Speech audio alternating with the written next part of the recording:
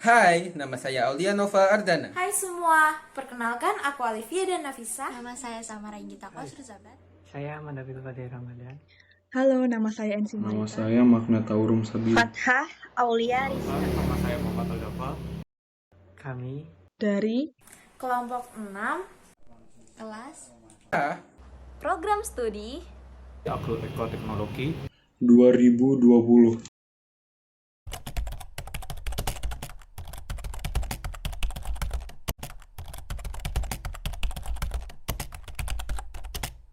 Check it out. Mulsa adalah penutup permukaan bedengan tanaman, sehingga permusaan dapat diartikan sebagai penutupan permukaan bedengan dengan bahan organik atau lembaran plastik. Selanjutnya ada fungsi mulsa.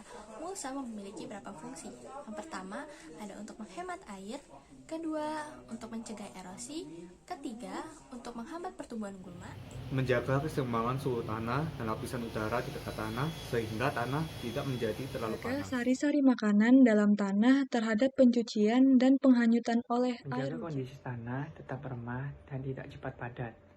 Selanjutnya, mencegah penyakit tanaman yang timbul akibat percikan tanah oleh air hujan. Meningkatkan mutu hasil pada tanaman, terus menjadi sumber bunga tanah atau humus. Membantu memperlancar kegiatan jasa trenik di dalam tanah seperti cacing yang dapat bermanfaat bagi petani untuk menyuburkan tanah.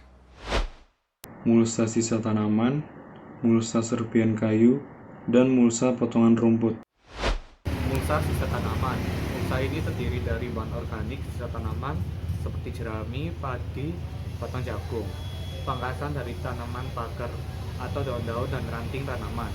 Bahan tersebut disebarkan secara merata di atas permukaan tanah setebal 2 hingga 5 cm sehingga permukaan tanah tertutup sempurna. Mulsa serpian kayu diperoleh dari pemotongan pohon besar yang digunakan sebagai pekerjaan sampingan yang dijadikan sebagai mulsa. Pohon cabang dan batang besar agak kasar, setelah ciping dan cenderung digunakan sebagai mulsa, setidaknya 3 inci tebal. Serpian kayu yang paling sering digunakan di bawah pohon dan semak belukar. Ketika digunakan di sekitar tanaman berasa lunak.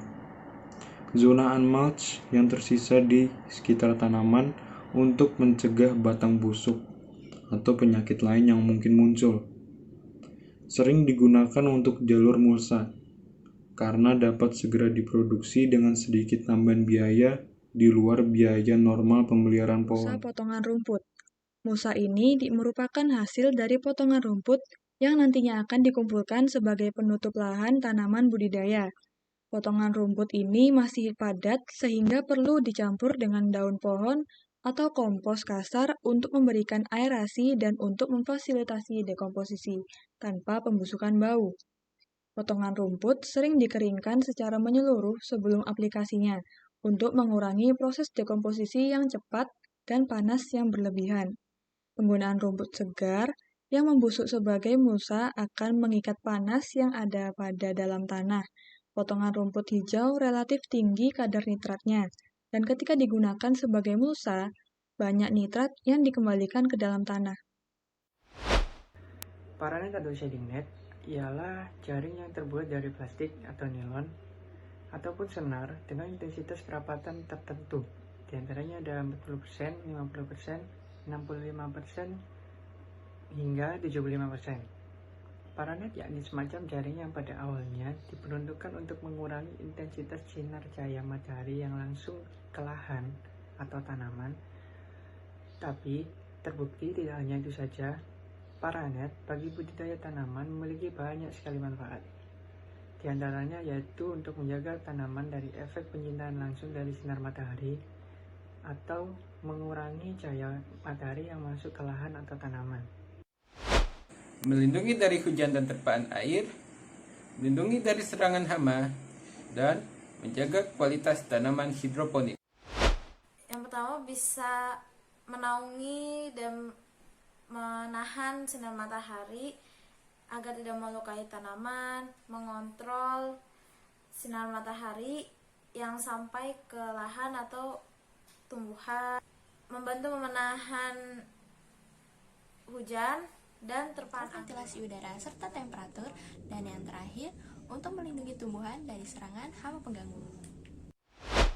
Material tersebut terdiri dari paku, baut, tali, dan sebagainya.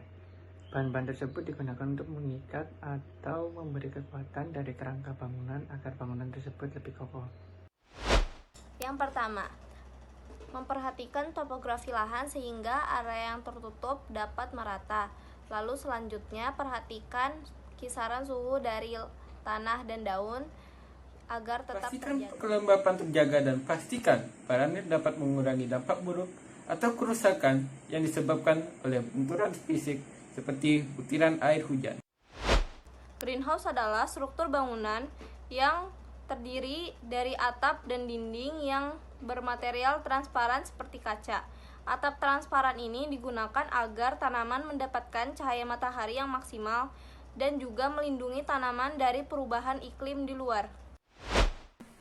Membendung cahaya matahari agar tidak melukai tanaman, karena beberapa tanaman itu tidak terlalu suka cahaya matahari. Contohnya seperti anggrek yang hanya membutuhkan 20% sampai 30% cahaya matahari.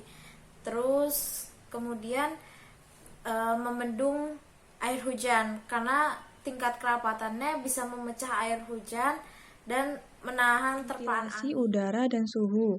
Udara dari luar akan masuk dengan konsisten saat melewati paranet dengan tekanan yang rendah, sehingga akan mengurangi laju angin yang berlebihan. Dan yang keempat yaitu melindungi tanaman dari serangan burung atau hewan pengganggu. Selanjutnya, terdapat beberapa material yang dapat digunakan untuk membuat kerangka greenhouse. Yang pertama, ada kayu, bambu, pipa PVC, dan besi. Bahan-bahan tersebut dapat digunakan untuk membuat kerangka greenhouse dan membuat rak-rak tanaman. Selain itu, biasanya bambu dan kayu dapat bertahan hingga 2-3 tahun, sedangkan untuk besi dan pipa dapat bertahan lebih lama. Yang kedua, ada plastik ultraviolet. Plastik ultraviolet ini digunakan untuk melindungi greenhouse dari paparan sinar ultraviolet. Beberapa di antaranya contoh plastik ultraviolet yang dapat digunakan adalah polikarbonat, akrilik, polister, dan berbagai macam lainnya. Yang terakhir, ada paranet. Paranet digunakan untuk melindungi bagian sisi atau bagian dinding dari greenhouse. Paranet ini memiliki beberapa fungsi, di antaranya yaitu untuk menyaring sinar matahari yang masuk, menghalau serangga yang masuk, dan untuk sirkulasi udara. Mengoptimalkan pertumbuhan tanaman budidaya dengan menggunakan greenhouse.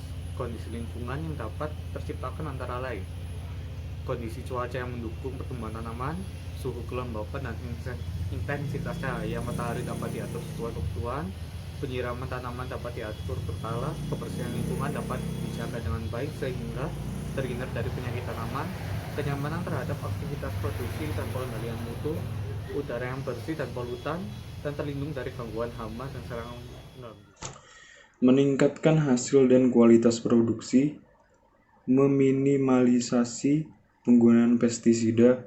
Perlindungan yang umum dilakukan adalah dengan memasang insect screen pada dinding dan bukaan ventilasi di bagian atap. Insect screen yang baik tidak dapat dilewati oleh hama seperti kutu daun. Ada aset dan performa. Dengan adanya greenhouse ini, maka kesan usaha akan terlihat lebih modern atau pada teknologi. Hal ini tentunya akan meningkatkan performa dari petani tersebut ataupun perusahaan lain yang menggunakan. Greenhouse juga banyak digunakan sebagai ruang koleksi berbagai jenis tanaman yang bernilai tinggi. Di dalam greenhouse, pengunjung dapat melihat berbagai jenis tanaman yang menarik, bahkan langka, sehingga dapat menjadi daya tarik. Membangun greenhouse itu perlu dana yang besar. Hal ini dikarenakan dalam membangun greenhouse itu perlu teknologi dan material yang juga besar dananya. Sehingga yang ditanam di dalam greenhouse itu biasanya cuma sayuran yang berkualitas tinggi. Operasional yang tinggi. Greenhouse dilengkapi dengan teknologi otomatik dan semi-otomatik, sehingga seluruhnya dikendalikan dengan sistem komputerisasi. Dan yang terakhir adalah biaya perawatan yang tinggi. Untuk menghasilkan tanaman yang bermutu tinggi, tanaman dalam greenhouse perlu ekstra perhatian dan perawatan dari orang yang terampil, sehingga penggunaan teknologi dapat optimal. Cukup sekian dari kami. Kurang lebihnya mohon maaf. Terima kasih. Dankeschön. Syukron. Kamsahamnida. Xie xie. Thank you.